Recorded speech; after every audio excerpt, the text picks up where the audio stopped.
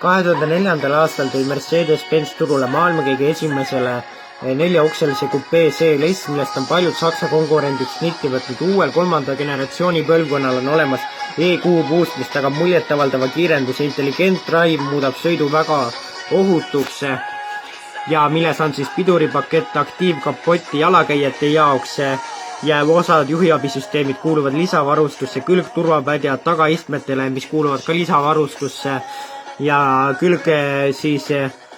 külgkokkupõrke hoiatussüsteeme.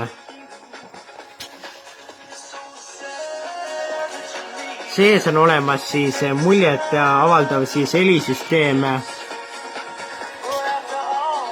mis on tagab 3D ruumilise heli ja head-up display, mis kuulub lisavarustusse ja telefoni juhtmevaba laadimine, mis on ka lisavarustuses.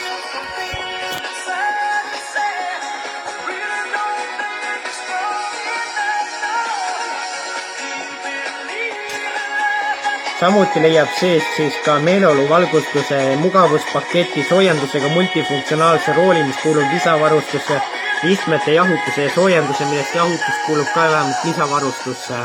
Aga muidu näeb sisu väga hea välja, igale pisikesele detailile on väga palju rõhku pandud.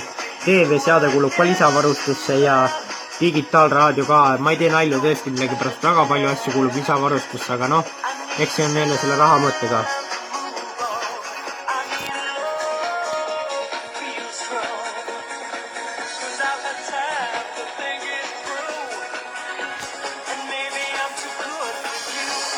Mootori valik algab tal CLS 350D diiselmootoriga, millel on 210 kW, 286 hobujõudu ja 0-100 jõuab see kõigest 5,7 sekundiga. Mis on ikkagi väga-väga vähe ja selle keskmine kütusekulu on 6,6 liitrit 100-le ja 520 liitrit mahutab pagasiruumi. Siis on olemas veel CLS 400D ja CLS 450 ja selle esimese 350D tippkiirus on 250 km tunnis ja manuaalkäigukasti neid käiguvahetuslabad puuduvad talle. Siis on olemas bensiinimootor CLS 450 EQ Boost 270 kW ehk 367 hobujõudu, mis on ikka päris palju ja kui ma ütlen teile, et paljuga ta 100 jõuab, siis te kukute kohe pikali 4,8 sekundiks sellise suure auto puhul ja tippkiirus on ikkagi 250 km tunnis ja kuigi selle eest on ka kütusekulu on üpris suur, et küündib sealt 8 kuni 12 liitrini välja.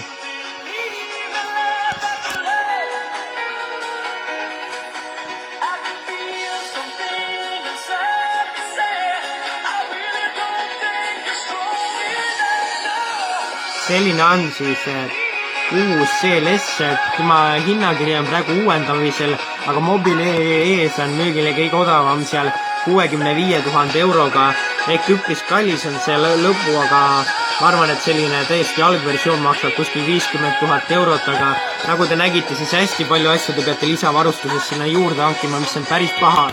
Ehk ei taha ju päris sellist tunnet, et alghinna eest saab täieliku plangu endale, et see on veidikene kehv, aga muus osas on tal ju 9-käiguline automaatkäigukast, mille käiguvahetusi polegi üldse tunda ja hästi võimsad mootorid, mis väirivad ainult kiitust.